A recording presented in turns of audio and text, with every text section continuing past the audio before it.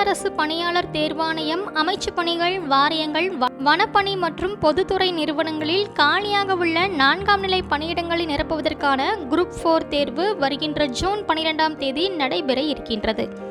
இக்காலி பணியிடத்திற்காக லட்சத்திற்கும் மேற்பட்டோர் இத்தேர்வினை எழுதுகின்றார்கள். இத்தேர்வினை யாரெல்லாம் எழுதலாம், எப்படி இத்தேர்வினை முறையாக படித்து எழுத வேண்டும் என்பது குறித்து விளக்கம் அளிக்கின்றார் மதுரையைச் சேர்ந்த ரேடியன் IAS அகாடமி தலைவர் ராஜபூபதி. இப்போது இந்த தேர்வு இப்போ எல்லாருமே நீங்கள் நல்லா படிச்சிருப்பீங்க. ஆல்மோஸ்ட் எல்லா சப்ஜெக்ட்ஸும் நீங்கள் ரிவைஸ் பண்ணியிருப்பீங்க, தேர்வும் எழுதி பார்த்துருப்பீங்க. இப்போ ஆக்சுவல் தேர்வு வர சனிக்கிழமை நடக்க உள்ளது. அதில் சில முக்கியமான விஷயங்களை பார்க்கணும். சனிக்கிழமை எதனா புதுசாக உள்ளவங்க பார்த்திங்கன்னா, இது பால் பாயிண்ட் பெனில் தான் எழுதணும், பிளாக் கலர் தான் யூஸ் பண்ணணும். அதே மாதிரி பார்த்திங்கன்னா 8:30க்கெல்லாம் சென்டருக்கு போயிருங்க. இது யூஸ்வலாக சண்டே நடக்கும், இந்த தடவை சாட்டர்டே நடக்குது. இந்த தேர்வு மொத்தம் 200 கேள்விகளை கொண்டது. அந்த 200 கேள்விகளில் 100 கேள்விகள் தமிழ் சம்மந்தமாக கேள்வி இருக்கும், பொது தமிழ் சம்மந்தப்பட்ட கேள்விகள்.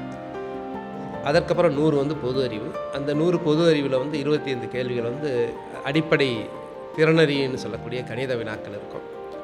அதுக்கப்புறம் 75 கேள்விகள் வரலாறு, புவியியல், பொருளாதாரம், அதுக்கு தமிழக வளர்ச்சி நிர்வாகம். அதுக்கப்புறம் அதில் ஒவ்வொரு ஏரியாலே பார்த்திங்கன்னா நடப்பு நிகழ்வு குறித்த கேள்விகள் எல்லாம் இருக்கும். ஏற்கனவே உங்களுக்கு நீங்கள் நல்லா இந்த எக்ஸாம்ஸ் ப்ரிப்பேர் பண்ணிகிட்டு இருந்ததுனால இப்போ கரெக்டாக அதை நீங்கள் அந்த தேர்வை கரெக்டாக எதிர்கொள்ளணும்.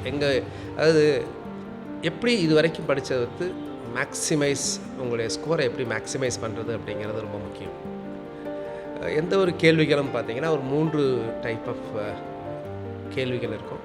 ஒன்று உங்களுக்கு தெரிந்த கேள்விகள், அதுக்கப்புறம் 2 ஆப்ஷன்ஸ் எலிமினேட் பண்ண கேள்விகள், அதுக்கப்புறம் சில கேள்விகள் தான் உங்களுக்கு தெரியவே தெரியாது, எந்த ஒரு ஆப்ஷன்ஸை எலிமினேட் பண்ண முடியாத கேள்விகள். இந்த ஃபஸ்ட்டு டைப் ஆஃப் கொஷின்ஸ் இருக்குல்ல, அதாவது உங்களுக்கு தேர்வு உங்களுக்கு தெரிந்த கேள்விகள். இந்த தெரிந்த கேள்விகளை இங்கே தான் நீங்கள் கேர்லெஸ் மிஸ்டேக்ஸ்ன்னு சொல்லக்கூடிய அவசரத்தில், பதட்டத்தில் தெரிந்த கேள்விகளுக்கு தவறாக ஆன்சர் பண்ணியிருப்பாங்க நிறைய பேர். சிலர்லாம் 20-25 கேள்விகள்லாம் சரியாக தவறாக பண்ணுவாங்க தெரிந்த கேள்விகளுக்கு. இங்கே கொஞ்சம் கேர்ஃபுல்லாக பண்ணணும். இந்த இதை கரெக்டாக புரிந்து உணர்ந்து கேள்விகள் என்ன சொல்ல வராங்க, தவறானதை கேட்குறாங்களா, சரியானதை கேட்குறாங்களா, என்ன கேட்க வராங்க. இப்போது தமிழில் பார்த்திங்கன்னா அறிஞ்சுரல் கேட்குறாங்களா, எதிர்ப்பதம் கேட்குறாங்களா, அந்த மாதிரி அதை கேட்டு அதுக்கு தகுந்த மாதிரி நீங்கள் ஆன்சர் பண்ணணும். அடுத்து 2 ஆப்ஷன்ஸ் எலிமினேட் பண்ணதை அப்புறம் இன்டெலிஜென்ட்டாக கொஞ்சம் கெஸ் பண்ணி கரெக்டாக ஆன்சர் பண்ணணும். இந்த தேர்வை பொறுத்த வரைக்கும் 200 கேள்விகளுமே நீங்கள் அட்டன் பண்ணணும், எதையுமே மிஸ் பண்ணக்கூடாது. ஏன்னா இதில் என்ன கிடையாதுன்னா நெகட்டிவ் மார்க் கிடையாது. அடுத்து பார்த்திங்கன்னா 3வது கேள்விகள். இது உங்களுக்கு எந்த ஆப்ஷன்ஸுமே உங்களுக்கு ஒரு ஆப்ஷன் கூட எலிமினேட் பண்ண முடியாத கேள்விகள். இதற்கு நீங்கள் எல்லா கேள்விகளுக்கும் ஏதாவது ஆப்ஷன் அல்லது ஒரே ஆப்ஷன்ஸ் போடலாம், அது உங்களுடைய விருப்பம்.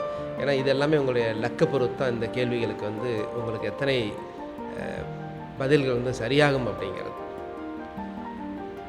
இப்போ கடைசி நிமிடத்தில் நீங்கள் திரும்ப ரிவைஸ் பண்ண வேண்டியது பொதுத்தமிழ். பொதுத்தமிழ் 100 கேள்விகள் கேட்குறாங்க.